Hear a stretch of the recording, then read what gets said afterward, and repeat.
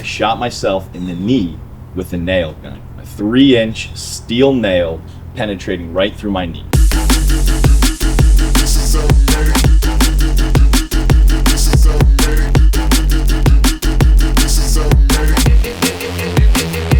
I am a master builder. I build things here with my hands, resurrecting them from the ground up. I have a blueprint in my mind, and then I bring that to fruition.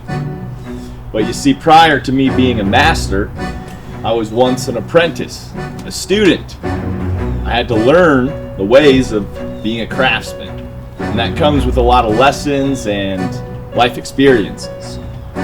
Back in 2015, actually October 31st, Halloween, I was working for an Amish Framing Crew called Spruce Wood Construction. And it was at that time when I had the chance to learn a very valuable life lesson of safety. And I learned that through the unfortunate circumstance of shooting myself in the knee with a nail gun. I kid you not, I shot myself in the knee with a nail gun.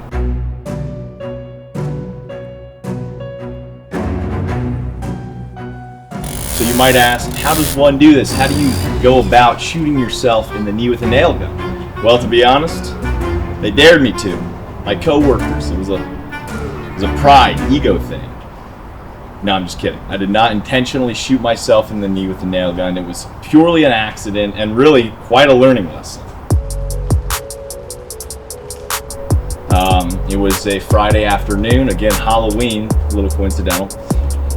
And my task at the time was building interior drywall nailers. All right, this is a small piece of wood, approximately 2x4, 2x6, that sits behind the corners of walls so that drywallers have positioning that they can insert their drywall into something in the back.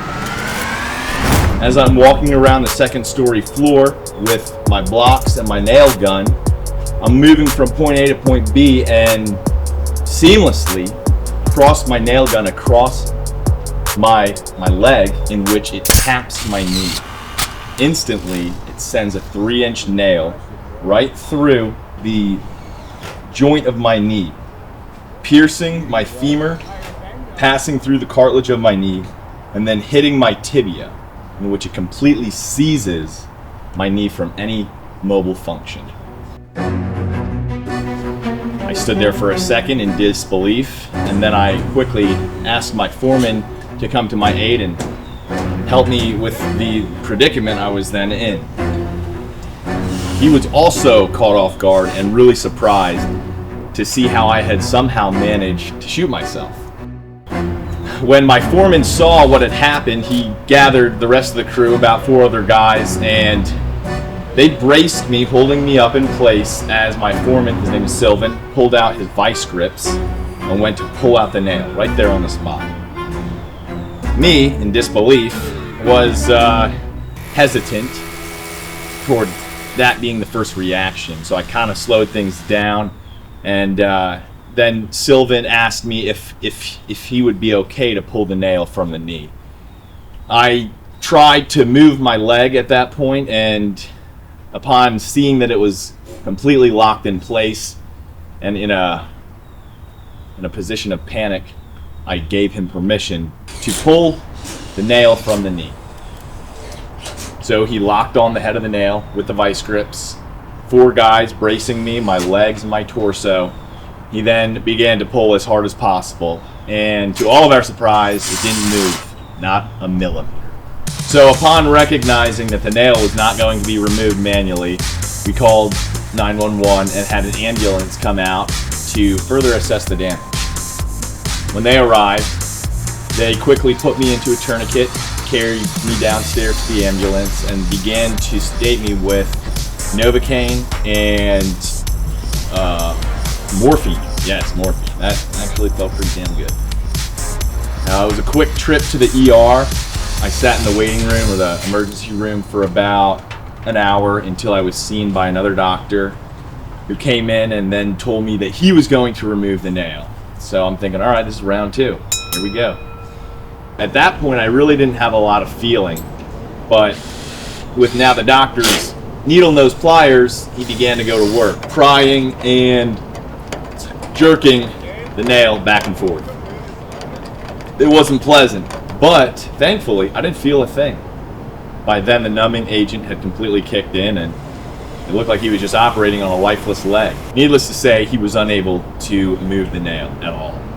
In fact, I think he was just wearing down on the head of the nail. So then, they decided to bring in a burly nurse, a big, strong boy. And he's going to have his go at the nail. So this is now round 3, and I am very discouraged, thinking they're not going to be able to get it out. Fortunately, before the burly nurse got his hands on the pliers, they were able to bring in a portable x-ray machine and identify that the nail had, in turn, passed through my femur and lodged itself up against my tibia. It was at this point that they decided to put me under, take me into surgery, cut open my knee, deflate the joint of my knee, and were able to remove the nail in one piece. Funny enough, actually, I still have that nail. Here it is. A 3-inch nail with the curvature still showing where it hit my tibia. Passed right through, like so, hitting the top of my tibia and completely seized my knee. This nail stands as a reminder to me, number 1, safety is paramount. Number 2, situational awareness is key. It is so important at all given times on a construction site to keep your head on a swivel and to be aware of what's happening around you. Because in a moment's notice, your life can turn up to down real quick. Bravo Zulu. Yeah, well done.